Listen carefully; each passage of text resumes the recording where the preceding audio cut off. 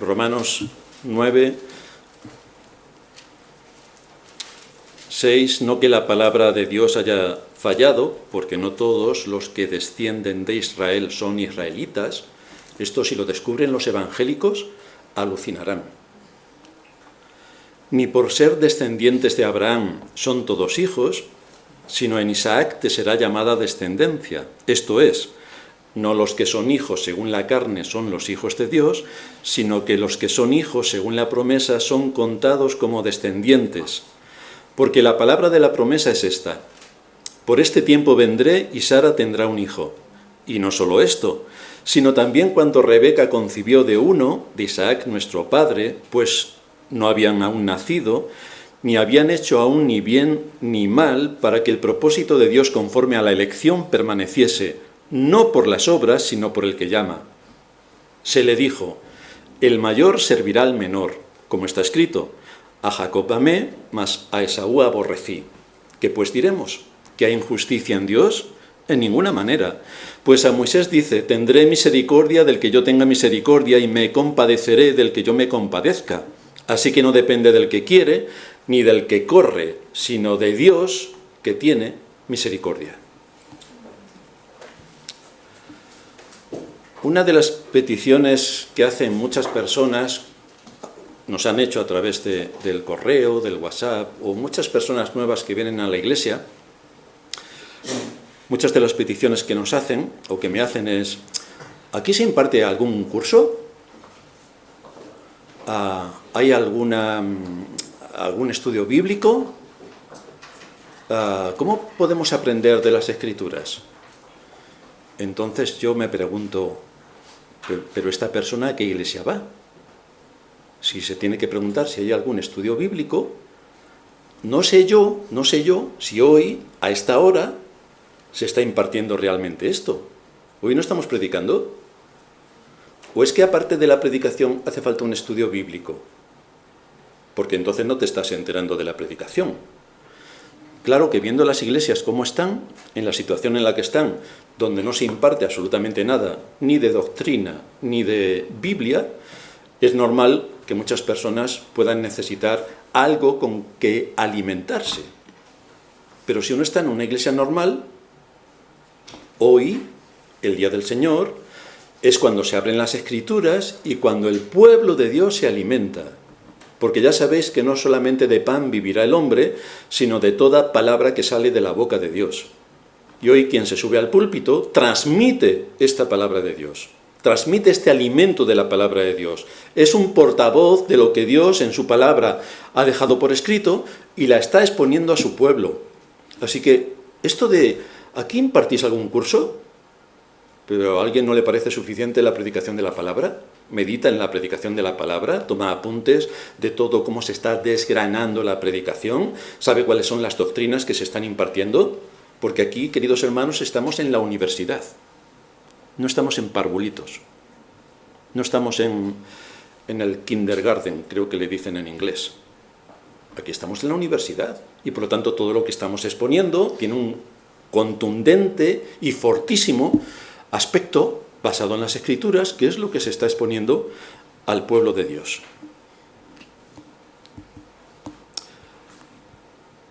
Todo esto nos lleva a ver de qué manera la Iglesia debe tener una profunda preocupación porque se les ponga la palabra. Una profunda preocupación. Si el pueblo que se llama cristiano quiere el entretenimiento, pero no el conocimiento, entonces estamos hablando de otra cosa. A ese tipo de organizaciones religiosas se les puede denominar con el nombre de sinagogas de Satanás, porque no están adorando a Dios según su palabra, no están exponiéndose a la palabra de Dios, no están siendo edificados en la fe, no adquieren conocimiento, no se alimentan, no se edifican, no crecen. Entonces aquí estamos ante una sinagoga de Satanás. Pero si la Iglesia cumple su función predicando la palabra, todos en la Iglesia crecen, unos a una medida y otros a otra, porque no todo el mundo tiene las mismas capacidades de tomar todo al vuelo, o necesitan profundizar más, o cada uno, como sabéis, tenemos capacidades distintas. Así que podemos ir a distinto ritmo, pero todos crecemos cuando la predicación está en su sitio. Como ocurre en otras áreas del conocimiento, es imprescindible la figura del maestro. La figura del maestro, que con argumentos consistentes pueda ir formando y capacitando a sus alumnos para enfrentarse al mundo en el ejercicio de su profesión. Si esto es lo que ocurre en la universidad, y en esto se enfocan bastante profesores que tienen conocimiento de las materias para impartirla a sus alumnos, esto es exactamente así lo que hacemos en la Iglesia. Necesitamos maestros que nos apacienten, pastores, como dice la Escritura, pastores que nos apacienten con ciencia y con inteligencia. No venimos aquí a hacer el payaso, no venimos a entretener a las cabras, venimos a ser formados en todo el consejo de Dios. Y para eso necesitamos pastores que nos apacienten con ciencia y con inteligencia. El volver a la predicación bíblica fue algo que impactó en el pueblo de Israel. Recordaréis en tiempos de Esdras que las Escrituras estaban olvidadas. Cuando en la reforma del templo descubrieron la ley, aquello fue para ellos un evento extraordinario. Y cuando Esdras empezó a leer la ley al pueblo, lloraron todos al ver todo lo que la palabra de Dios estaba demandando. Cuando nuestro Señor estuvo en este mundo, se preocupó bastante por predicar el Evangelio, bastante. Así que esa fue una de sus principales misiones. Y lo que encontramos en la Reforma es que la Iglesia de Cristo de la época tuvo que luchar bastante para poner la predicación en el punto central del culto de adoración, que es su lugar natural. Los reformadores entendieron que la predicación era el primer asunto que tenían que tratar, y así lo hicieron porque la superstición y la manipulación y la perversión de la Iglesia de Roma estaba completamente alejada de las Escrituras y la predicación estaba eliminada. No había predicación. Esto ha sido durante siglos en la Iglesia de Roma. Y hoy, en el mundo evangélico, estamos en la misma posición en la que se encontraba la apóstata Iglesia de Roma, en la misma situación. Si no hay una predicación bíblica, entonces se elimina el medio por el que Dios da a conocer su voluntad a su pueblo. Quitamos la predicación y entonces nos entretenemos aquí con 1000 cosas. Que participen todos, que nos cuenten toda su experiencia, cultos libres, himnos, lectura de los salmos. ¿Y la predicación? Pero si esta es la base fundamental del culto de adoración. Con la palabra de Dios nos instruimos, nos alimentamos, nos edificamos, empezamos a pensar. Pero si quitas la predicación, has anulado por completo lo que Dios tiene que decirle a su pueblo, con lo cual el pueblo estará en tinieblas, como se ha ocurrido a lo largo de siglos. Dice nuestra confesión de fe: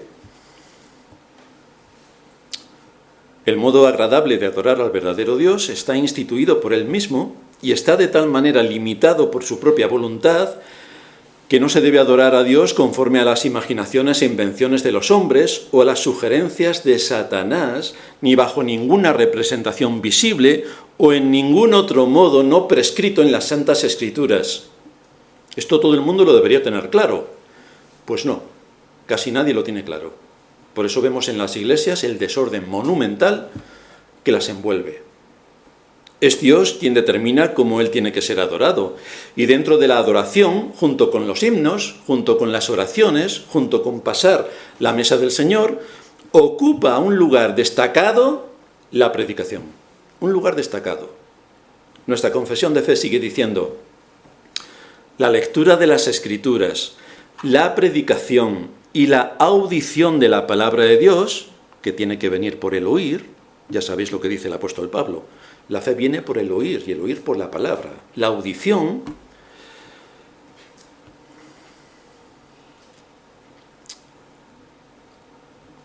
de la palabra de Dios, la enseñanza y la amonestación los unos a los otros por medio de salmos, himnos y cantos espirituales, el cantar con gracia en el corazón al Señor, como también la administración del bautismo y la cena del Señor, todas estas cosas son parte de la adoración religiosa a Dios, que ha de realizarse en obediencia, con entendimiento, fe, reverencia y temor piadoso. aquí estamos en el culto del Señor, tal y como Él lo enseña en su palabra. Las Escrituras nos instan a que no pasemos por alto la importancia vital que tiene para el pueblo de Dios el que seamos expuestos a su palabra. Y esto es así porque hay consecuencias prácticas muy beneficiosas cuando la palabra de Dios se predica, y hay consecuencias nefastas cuando este alimento se le quita al pueblo de Dios, porque va directamente al infierno. Así que hoy vamos a ver 3 aspectos que tienen que ver con la predicación. En primer lugar, vamos a ver cómo ocupa un lugar primordial en la salvación. En segundo lugar, veremos cómo la predicación promueve el desarrollo y la madurez de los creyentes. Y en tercer lugar, cómo la predicación cuida y fortalece la salud espiritual. Así que vamos a ver cómo la predicación ocupa el lugar primordial en los propósitos salvadores. Por supuesto que todos sabemos que la palabra de Dios tiene un papel clave en la conversión. En el llamamiento que Dios hace a los pecadores, que lo hace a través de la predicación de su palabra. Es la palabra la que toma el Espíritu Santo y abre el entendimiento de aquellos a quienes Dios va a salvar. Entonces se produce el nuevo nacimiento. Viene a la vida. Entonces lo que oye lo entiende. Y cosas que antes no podía ver de las Escrituras o del mundo que le rodea, ahora sí que ve el sentido de todo cuanto le rodea.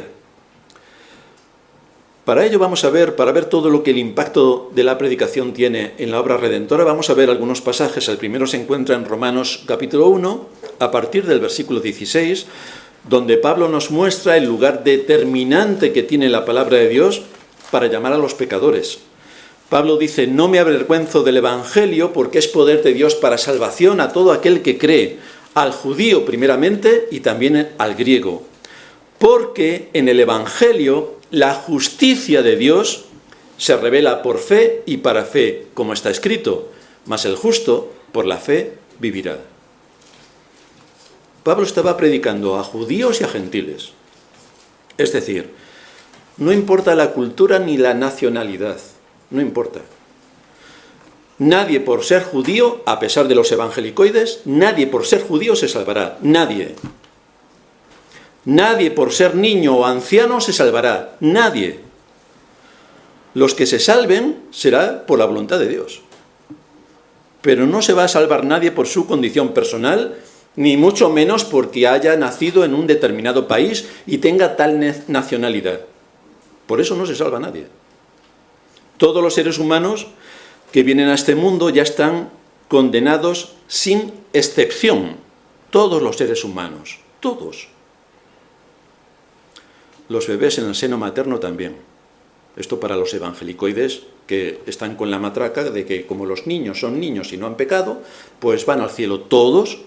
Bueno, pues irán al cielo los que Dios en su propósito eterno y soberano haya determinado, pero nadie por ser niño va al cielo, porque entonces irían por obras.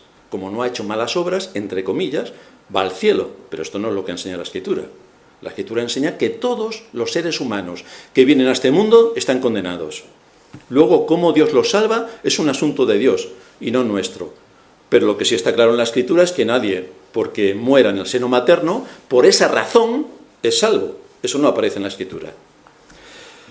Pero es importante que recordemos todos estos asuntos porque, por ejemplo, los judíos creían que eran salvos por ser judíos. Así que, si tú no eres judío, estás condenado. Esto es lo que ellos pensaban. Por eso a los gentiles nos llamaban, y nos llaman todavía, perros gentiles.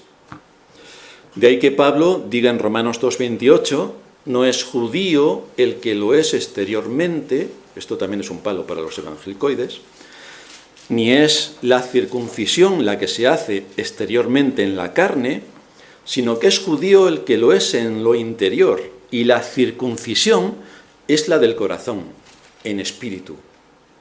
Así que esto trastoca completamente el hecho de que alguien diga yo por ser judío me salvo, o yo por ser niño que tengo 2 añitos me salvo.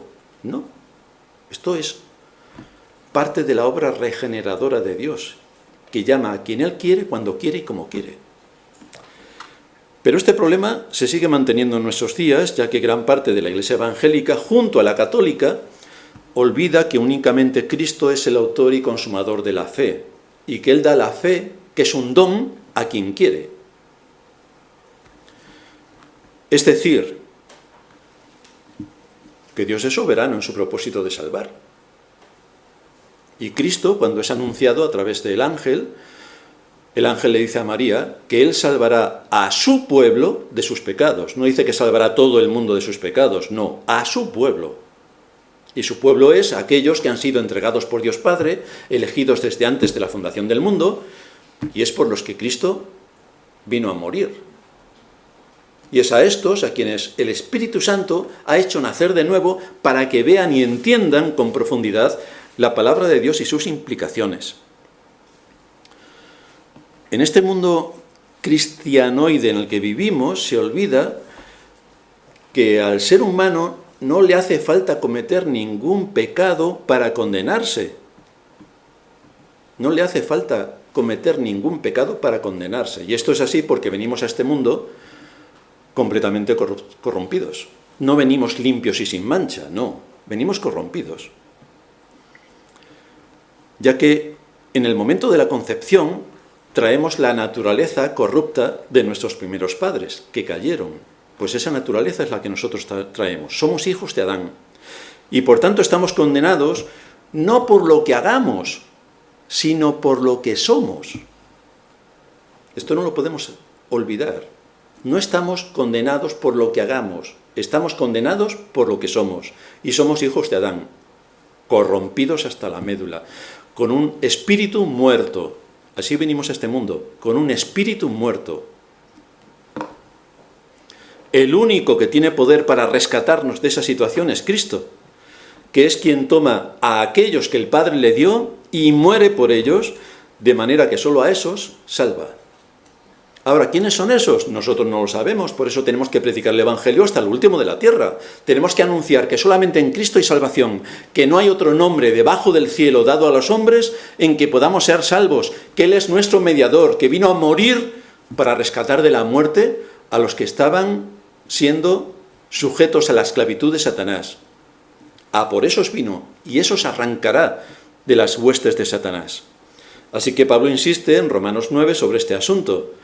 No por ser descendientes de Abraham son todos hijos, sino en Isaac te será llamada descendencia. Esto es, no los que son hijos según la carne son los hijos de Dios, sino que los que son hijos según la promesa son contados como descendientes. Así que no depende del que quiere ni del que corre, sino de Dios que tiene misericordia. Pablo está diciendo que es la predicación del Evangelio lo que lleva a los pecadores a la vida. Tienen que escucharle el Evangelio, porque es el medio que utiliza el Espíritu Santo para traerlos a la vida. Dice Pablo también en Efesios 1:19, ¿cuál es traer a alguien a la vida? Es resucitarlo. Lo que ocurrió con Cristo cuando estaba muerto es que operó en él el Espíritu Santo para resucitarlo. Y Pablo dice que la misma actividad poderosa del Espíritu Santo para traerlo a la vida es la que también ocurre con aquellos a quienes Dios llama a la salvación. Efesios 1:19, cuál la supereminente grandeza de su poder para con nosotros los que creemos, según la operación del poder de su fuerza, la cual operó en Cristo, resucitándole de los muertos y sentándole a su diestra en los lugares celestiales. Una obra poderosa es la que el Espíritu Santo lleva a cabo para rescatar de la muerte a los esclavos de Satanás. Esto no le ha sido concedido al hombre, porque está muerto. El hombre no puede enfrentarse a Satanás porque es un ser extraordinariamente poderoso. Y el venir a la vida, nadie puede resucitarse a sí mismo, como nos muestran todos los muertos que están en los cementerios. Por esto, a nivel espiritual, es una obra exclusiva del Espíritu Santo. Él es quien regenera y que trae a la vida a aquellos que Dios Padre le ha dado a Cristo. Por otra parte, de la misma manera que antes éramos cautivos del pecado, lo que hace el Espíritu Santo en la conversión es llevarnos cautivos a Cristo. Así que hay un cambio de amo que es obrado cuando la palabra es predicada, cuando uno entiende cuál es la situación en la que se encuentra delante de Dios. cuando la Escritura, a través de la ley, nos acusa de todos nuestros pecados, de todas nuestras maldades, de todas nuestras injusticias, y entonces solamente podemos encontrar en Cristo quien pueda perdonar nuestros pecados. Por eso debemos tener un conocimiento cabal de las enseñanzas de las Escrituras para que podamos entender la increíble obra de Dios. Cómo trabaja Dios en lo profundo del ser humano, cómo revela su palabra a través de su Espíritu en lo profundo del ser humano para arrancarle de las garras de Satanás y traerlo a la vida.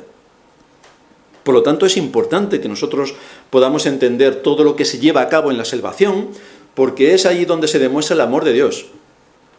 Que a pesar de ser pecadores, Cristo murió por nosotros. Esta es la increíble obra de Dios, que entregó a Cristo aun cuando nosotros estábamos perdidos en nuestros delitos y pecados, cuando estábamos muertos, nos entregó a Cristo. Y con esto también, exponiéndonos a la palabra de Dios, vamos a poder defender con argumentos la doctrina bíblica y vamos a desenmascarar el engaño que desde el mundo y desde el propio corazón se produce contra Dios y contra la conciencia. De manera que un conocimiento riguroso de la palabra es necesario para esta batalla. Tengo que saber cómo opera el mal, tengo que saber y conocer el mundo en el que vivo y todos los engaños que se despliegan para tomar cautiva la conciencia, someterla, esclavizarla y parecer que no pasa nada cuando se es esclavo de Satanás. Dice Pablo en 2 Corintios 10, versículo 4 y 5, que las armas de nuestras milicias no son carnales. No vamos con un equipamiento como van los soldados a la guerra, no, sino poderosas en Dios para la destrucción de fortalezas, derribando argumentos y toda altivez que se levanta contra el conocimiento de Dios y llevando cautivo todo pensamiento a la obediencia a Cristo. Pero para que podamos transmitir esto, necesitamos conocimiento, queridos hermanos.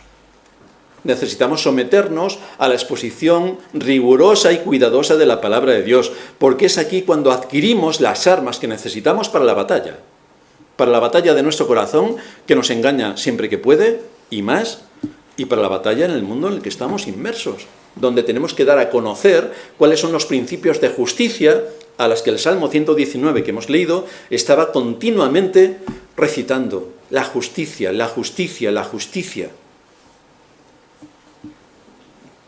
Pero esto no es fruto del buenismo. El que podamos predicar la palabra de Dios con rigor se aleja del buenismo, que es tan fácil de aplicar y tan usado en nuestro mundo. Si queremos destruir las fortalezas que los hombres levantan contra Dios y que les hacen ser unas fábricas de ídolos y de engaños, tenemos que conocer las Escrituras para presentar batalla con argumentos. Tenemos que conocer las Escrituras para desmontar los caminos de muerte que les llevan a todos al infierno. Tenemos que exponer que solamente hay un camino para llegar al reino de los cielos, que es Cristo, quien dijo: yo soy el camino, la verdad y la vida, y nadie viene al Padre si no es a través de mí. Por esto es necesario estar hoy aquí, escuchando la palabra. Hoy, día del Señor. Hoy somos formados en la fe. Otro argumento lo encontramos en Santiago 1:18, con una declaración similar a la que hace el apóstol Pablo, cuando hace hincapié especial en el papel que la palabra de Dios tiene en la salvación. Santiago 1:18 dice: Él, Dios, de su voluntad, nos hizo nacer. Así que si estás aquí escuchando la palabra, escucha atentamente. Él, de su voluntad, nos hizo nacer por la palabra de verdad, para que seamos primicias de sus criaturas. Así que entonces nos preguntamos, ¿cómo sacó Dios de las tinieblas a aquellos de los que Santiago está hablando para llevarlos a la luz? ¿Cómo los sacó de las tinieblas? Santiago nos dice, por la palabra de verdad. La palabra de Dios ocupa un lugar central en los propósitos redentores, porque es así como llama a los pecadores y los trae a Cristo por la predicación de la palabra. Pero fijaos bien que no es por medio de contar experiencias personales. Aquí alguien se sube al púlpito y nos cuenta sus aventuras, sus experiencias, lo que hizo aquí, lo que hizo allá, cómo vino, cómo fue, cómo subió, cómo bajó. ¡Guau! ¡Qué interesante! Pero eso no es el medio que Dios demanda para que su pueblo sea edificado. Podemos contar una anécdota en el sermón, pero el sermón no puede ser una anécdota. El sermón es la palabra predicada que tiene que ser escuchada por el pueblo de Dios, y aun quien no es el pueblo de Dios, también si el Espíritu Santo toca su corazón, escuchará lo que estamos diciendo. Así que no es por medio de contar experiencias personales cómo la iglesia es edificada o cómo pecadores vienen a la fe. No, tampoco es por medio de ver supuestos milagros. Porque en tiempos del Señor, Él resucitó a muchos, y cuando realmente decidieron matarlo, es cuando vieron resucitar a Lázaro. Hombre, cualquier mente sensata ve ese milagro espléndido de un hombre que olía a muerto, que Cristo lo resucita, y uno solamente le quedaría tiempo para ponerse de rodillas delante de Cristo. Pues no. Entonces decidieron matarle, dice la Escritura. Entonces decidieron matarle. Así que ni siquiera los milagros sirven para traer a un pecador a la fe. Hoy tenemos este privilegio, y cada día del Señor, de ser expuestos a su palabra. Es la palabra de Dios la que toma el Espíritu y transforma, renueva, regenera, provoca el nuevo nacimiento trayendo a la fe. La forma en la que esto se declara en nuestra confesión de fe es que es únicamente Dios quien hace esta obra de traer al pecador a la fe salvadora. Nos dice nuestra confesión de fe: a aquellos a quienes Dios ha predestinado para vida, le agrada en su tiempo señalado y aceptado llamar eficazmente por su palabra y por su espíritu, sacándolo del estado de pecado y muerte en que se hallaba por naturaleza, para darle vida y salvación por Cristo.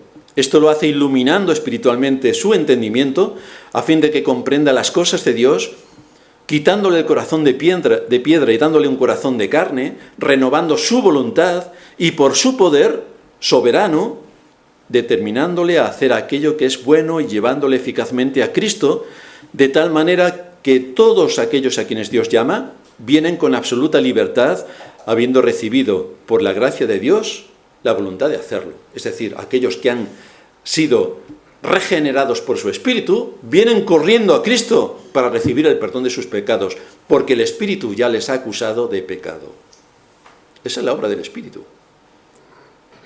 Acusar de pecado, de justicia. Esa es la obra del Espíritu. En segundo lugar, debemos recordar el lugar que ocupa la predicación en el desarrollo y la madurez de los creyentes. El Evangelio no es algo que se predica solamente a los inconversos. Tenemos un culto, en muchas iglesias la predicación es solamente evangelística. Así que uno puede llevar allí 428 años, pero yo ya me convertí hace 428 años. Necesito algo más. Pues no. Es todo evangelística porque tenemos que evangelizar. Pero esto no es el propósito del día de adoración. Porque hay un punto importante que es edificar a los creyentes en la fe. Es el que crezcamos en conocimiento y en gracia delante de Dios. Así que esta es una de las grandes necesidades que tiene la Iglesia y es una de las grandes responsabilidades que tiene el pastor. Así que debemos preguntarnos si cuando estos pecadores a los que se le anunció primeramente el Evangelio y se convirtieron por la gracia de Dios vinieron a la fe, ¿tienen todo el conocimiento necesario para saber cómo deben pensar y cómo deben actuar en este mundo? Y por lo tanto podemos seguir evangelizando, pasando por alto esta necesidad que todo ser humano tiene cuando ha venido la fe. Porque si no predicamos la palabra de Dios y no profundizamos en las Escrituras, ¿cómo va a identificar el creyente a su enemigo? Pensará como todos los evangélicos, que estamos aquí en el parque de atracciones y que todo el mundo es bueno. O pensará como todos los católicos, todos somos hijos de Dios y al final todos nos salvamos. Bueno, pues todos van al infierno. Tenemos que ir a las Escrituras, a la base. ¿Cómo vamos a identificar al enemigo? Esto a través de la enseñanza de la predicación lo detectamos. ¿Cómo afrontar las batallas? Ah, es que hay batallas poderosas en contra de la conciencia. Todo el mundo, y además en la época en la que vivimos, hay un ataque fortísimo a la conciencia. Por eso vemos zombies por todos sitios. Hay un ataque fortísimo a la conciencia. ¿Cómo afrontar estas batallas? ¿Cómo someter el deseo del corazón? Bueno, es que yo quiero. Ya sabéis el eslogan de uno de los grandes de la electrónica. La avaricia me vicia. Y todo el mundo va con la avaricia que le vicia a comprar más electrónica. Esto parece una tontería, pero no lo es. ¿Cómo afrontar las batallas? ¿Cómo someter el deseo del corazón? ¿Cómo mantener firmes nuestras conciencias en medio de todo el ataque que están recibiendo? ¿Cómo proteger nuestros distintivos cristianos? Porque somos cristianos y hay unos distintivos. Quizás si fuéramos árabes estaríamos con la cara pintada con multitud de, no me acuerdo ya ni cómo se llaman, de tatuajes. Si fuéramos indios cheroquis, pues llevaríamos una cresta. Y plumas también, aunque no fuéramos de las plumas.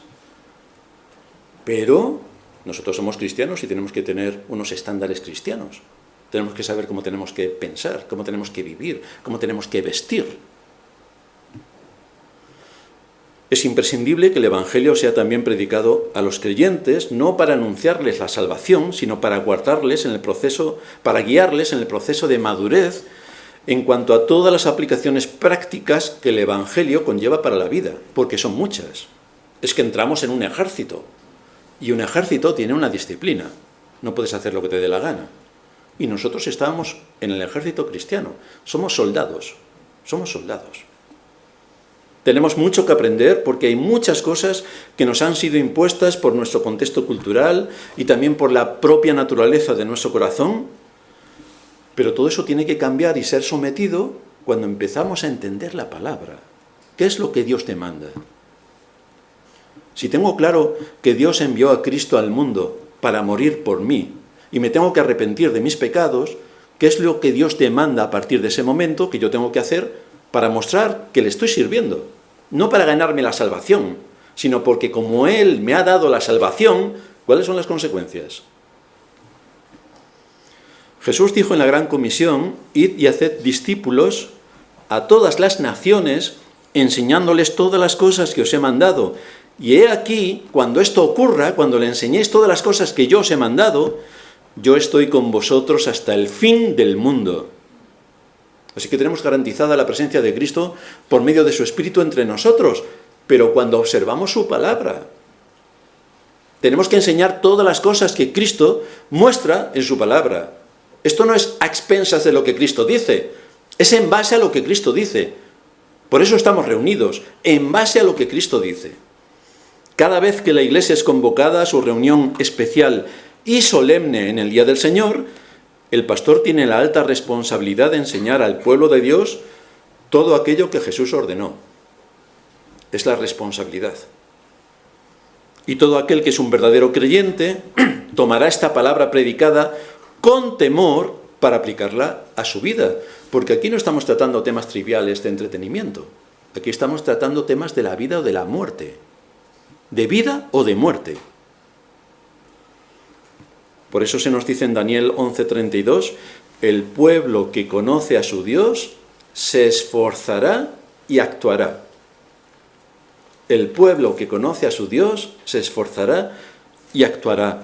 Esto significa que se debe predicar con rigor la palabra a la Iglesia para que quede equipada para toda buena obra. Toda buena obra. Qué interesante. Tenemos que recordar que toda buena obra corresponde a aplicar con rigor la justicia. No es a ser un bonachón y darle 37 céntimos al que esté pidiendo en la esquina. No, esa no es la buena obra a la que la Escritura se refiere. Tenemos que hacer las cosas que hagamos con justicia y tenemos que pensar con justicia. Esta es la buena obra. Y las buenas obras Dios la pone delante de nosotros, pero tenemos que actuar con justicia. Es la justicia de la palabra la que nos guía, no el buenismo, ni la demagogia tan de moda, no. Por eso Pablo le dijo a Timoteo: predícales a tiempo y fuera de tiempo, redarguye, reprende, exhorta con toda paciencia y doctrina. continuamente. ¿Cuál es el propósito por el que el pastor debe actuar de esta manera? Predicando el Evangelio y corrigiendo conductas desviadas. Dios usó su palabra para traer a los pecadores a Cristo. Y aunque el Espíritu Santo ha hecho esta gran obra de pasar de muerte a vida a un pecador, la predicación de la palabra sigue siendo necesaria, porque es el medio que el Espíritu Santo utiliza para santificarnos. Porque el Espíritu Santo significa espíritu de santificación. Es el que está permanentemente en nosotros. Espíritu de santificación. Quiere decir que todo lo que hagamos tiene que estar en coherencia con la justicia de Dios. Porque Dios nos ha llamado, nos ha apartado del mundo. Por lo tanto, tenemos que vivir de acuerdo a las reglas de Dios, no a las reglas del mundo. De acuerdo a la ley de Dios, no a la ley del mundo. De acuerdo a la justicia de Dios, no a la justicia del mundo. Por eso nos encontramos en Romanos 12, que se nos dice: hermanos, os ruego, por la misericordia de Dios, que presentéis vuestros cuerpos en sacrificio vivo, santo, agradable a Dios, que es vuestro culto racional. No os conforméis a este siglo, sino transformaos por medio de la renovación de vuestro entendimiento, para que comprobéis cuál sea la buena voluntad de Dios, agradable y perfecta. Aquí se hace una mención explícita y directa a la Escritura como el medio que el Espíritu Santo usa para la transformación. Y lo da a entender claramente cuando dice: para que comprobéis cuál sea la buena voluntad de Dios, agradable y perfecta. ¿Dónde se expresa esa voluntad de Dios? En su palabra. Por eso tenemos que centralizar la predicación, que es el punto culminante del culto de adoración. En la medida en que los creyentes son expuestos a la palabra, van siendo enseñados en toda verdad, van siendo edificados para cumplir su papel, pueden ir descubriendo la lógica bíblica, la secuencia por la que Dios nos instruye. Este es el medio que el Espíritu Santo usa para llevarnos a la madurez. Nos va haciendo conocer y nos va presentando ante diversos asuntos que tenemos que tomar decisiones, y esto nos lleva a ir madurando. Por esto Pablo exhorta y hace una llamada de atención sobre ¿cómo tiene que ser el culto de adoración? Porque esta es la base desde donde se despliega toda nuestra actividad en este mundo. Dependiendo de lo que aquí creamos, aprendamos, luego lo tenemos que aplicar. Por eso Pablo exhorta y nos habla sobre los sacrificios de adoración. De esto ya hemos hablado en sermones anteriores, pero estos sacrificios deben ser vivos. Os ruego, por las misericordias de Dios, que presentéis vuestros cuerpos en sacrificio vivo. ¿Qué quiere decir? Que procede de la nueva vida que hay dentro del creyente. Debe ser santo, es decir, son productos de la influencia santificadora del Espíritu Santo, y por lo tanto son agradables a Dios, porque vienen en ese contexto. Vienen en ese contexto. El apóstol añade que es vuestro culto racional. Y cuando dice culto racional, indica que en la acción de adorar está implicado el corazón, la mente y la voluntad. Las tres cosas. No una a expensas de la otra, las tres cosas. Es decir, está implicado todo nuestro ser. Todo nuestro ser tiene que venir a adorar. Lo tenemos que entender, lo tenemos que sentir y lo tenemos que hacer. Dios nos ha convocado a esta fiesta solemne. Y es de esa comprensión de la verdad, entendida con la mente, lo que debe guiar nuestros sentimientos para adorar a Dios, para amar a Dios y para servir a Dios. Pero es por nuestra comprensión de todo el despliegue que Dios ha hecho en la creación y en la redención para darnos la salvación, lo que debe motivar todo lo que vamos a hacer. En tercer lugar, debemos recordar el lugar clave de la predicación para nuestro crecimiento y para nuestra salud espiritual. La palabra de Dios nos santifica cuando la leemos, cuando conversamos sobre ella con los hermanos, porque disfrutamos de hablar de la palabra de Dios con nuestros hermanos, cuando meditamos en ella, cuando la memorizamos. Por eso a los niños en la escuela dominical les obligamos a memorizar, porque luego cuando sean mayores y estén ante alguna dificultad, se acordarán. Bienaventurado el varón que no anduvo en consejo de malos. Bueno, en el mundo que vivimos vas a tener pocos amigos. con este principio. Jehová es mi pastor, nada me faltará, nada temeré. Esto lo vamos a recordar muchas veces a lo largo de la vida. La palabra de Dios nos santifica en todo esto. ¿Cómo nos equipamos para estar preparados para la batalla? ¿Cómo nos equipamos? ¿Dónde encontrar las armas, no solo para combatir al enemigo, sino para prevenir el daño que nos pueda ocasionar? Que las cosas se están poniendo para hacernos mucho daño. Luego no podemos decir, vaya, lo que el Señor nos ha enviado. No, hermanos, no. Algunos ejemplos. Me están coaccionando o abusando de mí en el trabajo. ¿Yo qué tengo que hacer? Si soy evangelicoide, me callo, dejo que abusen de mí y hasta que el cuerpo aguante.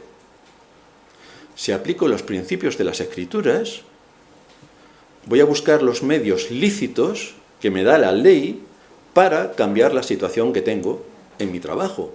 Y voy a luchar por ello delante de mi jefe. Voy a recurrir a la autoridad que tengo por encima y voy a reclamar mis justos derechos, que son lícitos. Y Dios me los ha dado, por lo tanto, tengo que hacer uso de ellos. Otro ejemplo. Tenemos amenazas de las autoridades civiles por algún asunto que se han inventado, como todos. Pues nosotros tenemos que hacer frente, a título personal, como creyentes, asociándonos con aquellos que piensen como nosotros. Tenemos que hacer frente a estos abusos, pero sabiendo que sea lo que sea que ocurra, a pesar de nuestros esfuerzos, todo está en las manos de Dios. Podemos llegar hasta donde podemos llegar, pero más allí no podemos llegar. Así que lo dejamos en las manos de Dios para que Él haga lo que sea su voluntad, porque descansamos en Él. Pero esto no quita que nosotros hagamos lo que tenemos que hacer. Otro asunto. Tenemos conflictos con algún hermano en la iglesia. Pues debemos tratar el asunto con él para que sepan nuestra posición, porque tenemos un mandato, y es que si sabemos que alguien tiene algo contra nosotros, debemos ir a decirle, ¿qué tienes contra mí? O si nosotros tenemos algo contra el hermano, pues también debemos advertirle que hay algo en nuestro corazón que está enturbiando la relación correcta que debemos tener con Dios. Esta es la disposición que debe de estar en nosotros. Pero si una de las partes no quiere resolver nada, entonces, bueno, le podemos decir al pastor que medie en ese asunto para ayudarnos a resolver la situación. Pero tengo que arreglar la situación con mi hermano. Esto no quiere decir que ese hermano va a ser mi amigo del alma de por vida. No, es mi hermano, no mi amigo. Yo tengo a mi hermano, pero no es mi amigo, es mi hermano. Pero tengo que saber conjugar cuál es el papel de cada uno dentro de cada cosa. El principio que engloba todo esto se encuentra en Romanos 12:8. Si es posible, en cuanto dependa de vosotros, estad en paz con todos los hombres. Pero no siempre es posible. No siempre es posible. Entonces, lo que debemos regirnos es por principios de justicia. Principios de justicia. Entonces, no debemos asumir una posición buenista. Si alguien no nos pide perdón, no tenemos razón para perdonar. Si nosotros no le pedimos perdón a Dios, Dios no nos perdona. Pues aquí se aplica lo mismo.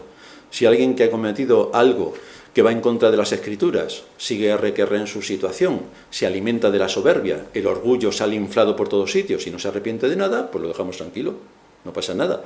Pero no vamos a perdonar a un infame de semejante categoría. O bien podemos aplicar la regla de oro. Lucas 6:31 dice el Señor, como queráis que hagan los hombres con vosotros, así también haced vosotros con ellos. Es decir, lo que yo le voy a demandar al otro, si yo estuviera en esa situación haría lo mismo. Así que con esto arreglamos bastantes cosas, si queremos. Ahora, si no queremos, pues entonces entramos en otra categoría. Podemos ver claramente que en el mundo en el que vivimos, que es una sociedad impía, se ha desechado a Dios. Y esto no es algo neutral. Bueno, uno puede, yo creo en Dios, yo no creo en Dios, yo soy del Madrid, yo del Barça. Bueno, al final no pasa nada. Al final gane uno, gane otro, dentro de un año ya no nos acordamos. Pero esto no es así. Esto es un asunto de vida o de muerte. No es si soy del Barça o soy del Madrid. Es si soy hijo de Dios o soy hijo de Satanás. Que esto lleva una implicación eterna. Así que el asunto es diferente. No podemos hacer casi nada desde nuestra posición para evitar el juicio de Dios que se avecina. pero sí podemos armar nuestra conciencia para descansar en Dios ante la que se nos avecina. Porque uno puede decir, bueno, qué bien vivimos en este país al que hemos llegado desde Cuba, aquí se vive fenomenal. Bueno, veremos si se vive fenomenal dentro de unos años, por el camino que lleva la sociedad occidental, la cultura occidental, y que sin duda Dios va a traer juicios. Antes vivíamos en un país de prosperidad, pero las cosas ya están cambiando, y no a mejor, y no a mejor. Hay una determinación planificada para destruir todo lo que conocemos. Ya han empezado por la conciencia, que está a merced del mal. Esto ha implicado la destrucción de la identidad, y es lo que vemos generalmente en los más jóvenes, que son los más moldeables y manipulables, y a los que se le puede contar un cuento de los cuentos, y como todas las redes están infectadas de esto, pues todos se lo creen. Así que pierden la identidad. Ya han destronado a Dios de su trono, de quien blasfeman y se mofan. Ya han dejado inservible a la Iglesia, manipulándola para que se crean los cuentos buenistas que les han inyectado desde el poder. Pero de todo esto ya nos advierte la Biblia. ¿En qué mundo vivimos, queridos hermanos? ¿Qué le dijo Satanás al Señor en la tentación? Todos los reinos del mundo te daré si postrado me adorares. Así que los reinos del mundo, si Satanás se los podía dar al Señor, es que son suyos. Y entonces, ¿qué podemos esperar de los reinos de este mundo? Que son hijos de su padre el diablo, de quien dijo el Señor que era homicida y mentiroso. ¿Qué podemos esperar? Pues nos tenemos que armar. Tenemos que armar nuestras conciencias. Tenemos que argumentar en nuestro corazón. Tenemos que volver y volver y volver a equiparnos con las enseñanzas de las Escrituras, porque vamos a entrar en situaciones bastante terribles, bastante terribles. Por esta razón es vital que los creyentes estén bien equipados y con conocimiento suficiente para discernir la batalla en la que estamos, donde todo confluye para el mal, todo guía para el mal, todo está envuelto en el mal. Así que la Escritura nos expone a una impactante pregunta. Si los fundamentos fueran destruidos, ¿qué ha de hacer el justo? Nos quedamos tranquilos en casa, viendo Netflix. ¿Qué ha de hacer el justo si los fundamentos fueran destruidos? ¿Cómo ser íntegros y no buenistas? ¿Cómo defender la justicia y no la demagogia? En esto tenemos que pensar. Y no podemos dejarnos arrastrar ni llevar por el cuentacuentos que nos envuelve. ¿Cómo preparar nuestros corazones si se recrudece la presión social para seguir atentando contra la vida, la libertad y la verdad? ¿Cómo vamos a preparar nuestros corazones? Podemos decir, esos son bulos, sí, ya verás el bulo que te va a caer. ¿Cómo vamos a equiparnos con todos los bulos que realmente están generando para destruir la conciencia?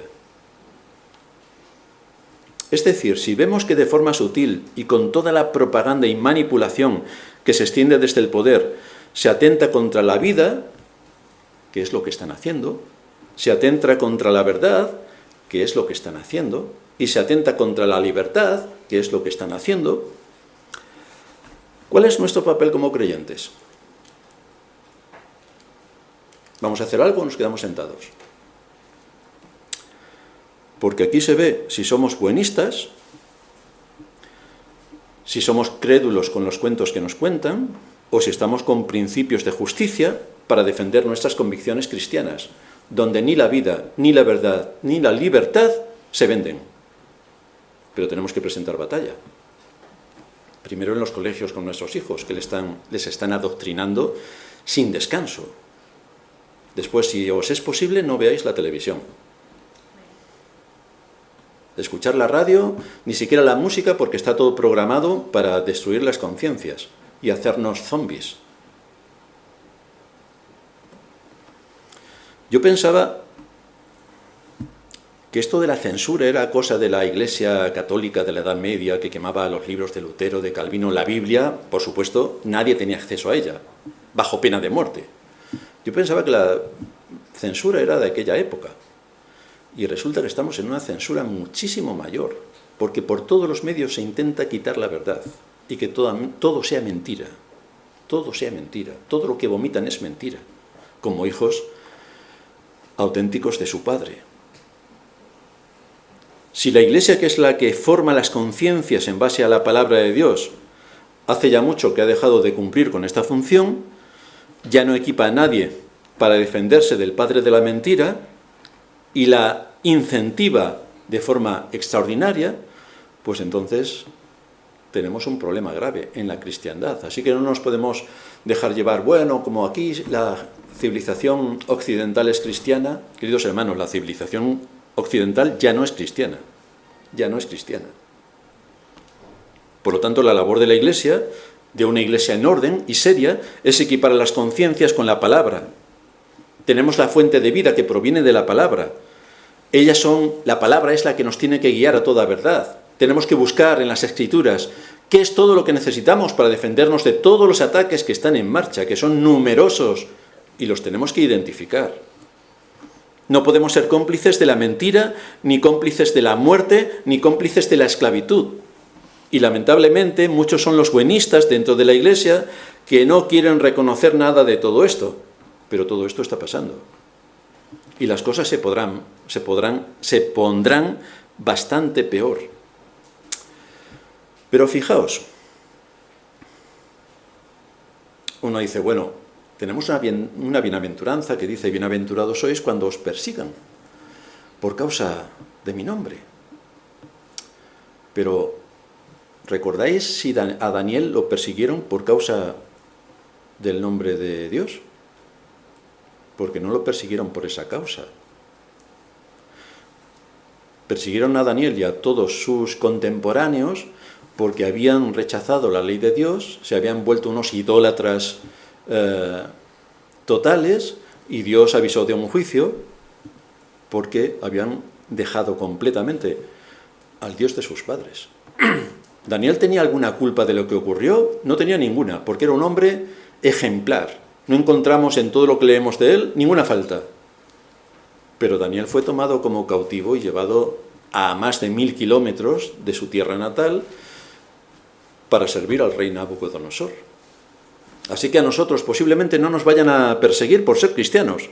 Ahora, como toda nuestra civilización es impía, que ha renegado de Dios, ha blasfemado contra Dios, ha anulado a Dios de todos los lugares en los que su nombre estaba en alto, pues no podemos esperar otra cosa sino que venga un castigo severo de Dios a las naciones.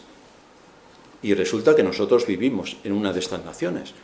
Por lo tanto, lógicamente podemos esperar un juicio de Dios. Esto no es para que nos entre el temor y digamos, ¡ay, vaya sermón que me están predicando hoy, que me voy a morir! Pues sí, hermano, te vas a morir. Te vas a morir. El asunto es que tenemos numerosos textos en las Escrituras que nos alientan. Dios es nuestro amparo y fortaleza, nuestro pronto auxilio cuando lo estemos pasando bien. No, en las tribulaciones. Por tanto, no temeremos aunque la tierra sea removida. Es decir, hay un terremoto terrible. Es lo que está diciendo el texto. Dios es nuestro amparo y fortaleza. Hay un terremoto terrible. Dios es nuestro amparo y fortaleza. Aunque se traspasen los montes al corazón del mar, aunque bramen y se turben sus aguas y tiemblen los montes a causa de su braveza, aunque haya un cataclismo, Dios es nuestro amparo y fortaleza. Además, están conjugándose todos los poderes de acuerdo al Salmo 2. ¿Por qué se amotinan las gentes y los pueblos piensan cosas vanas? Se levantarán los reyes de la tierra contra Jehová y contra su ungido, diciendo, rompamos sus ligaduras, echemos de nosotros sus cuerdas. ¿Qué dice el Salmo después? El que está en los cielos se reirá, el Señor se burlará de ellos. Pero hasta que eso ocurra, nosotros estamos todavía envueltos. Entonces debemos recordar, es posible que con todo el mare magnum que hay, ninguno de nosotros se muera en su cama de viejo. Yo estoy seguro. Me moriré, pero no de viejo. Entonces tenemos que recordar otras promesas del Señor. Mateo 10, 28. No temáis a los que matan el cuerpo. No temáis a los que matan el cuerpo, mas el alma no pueden matar. Temed más bien a aquel que puede echar el alma y el cuerpo en el infierno. ¿Qué pueden hacer todos los poderes de este mundo contra nosotros? ¿Matarnos? Pues si nos vamos a morir. ¿Qué más nos da 10 años más que 10 años menos? Bueno, los jóvenes quizá piensen, hombre, a mí me quedan todavía 78 años. Pero dentro de 78 años te vas a morir también. Así que ¿a quién debemos temer? ¿A las autoridades civiles que a lo largo de toda la historia han masacrado al pueblo de Dios y que no nos espera nada mejor? ¿O debemos temer a aquel que puede enviar el alma y el cuerpo al infierno? Pues a este es al que debemos temer. Esto es lo que debe estar en nuestra mente en medio de toda la zozobra del mundo en el que vivimos. Nos pueden matar de 1000 formas. En la antigüedad lo hacían torturando a la gente y hoy lo hacen de otra manera. Torturan la conciencia, la aniquilan, la fulminan y te presentan como un sacrificio a Satanás. Pero tenemos la promesa permanente de que Dios está a nuestro lado guardando nuestra gran esperanza. Fijaos lo que dice el Salmo 48, versículo 14. Este Dios es Dios nuestro eternamente y para siempre. Él nos guiará aún más allá de la muerte. Así que no nos va a dejar, no nos va a dejar. Y aunque ande en valle de sombra y de muerte, no temeré mal alguno, porque Él estará conmigo.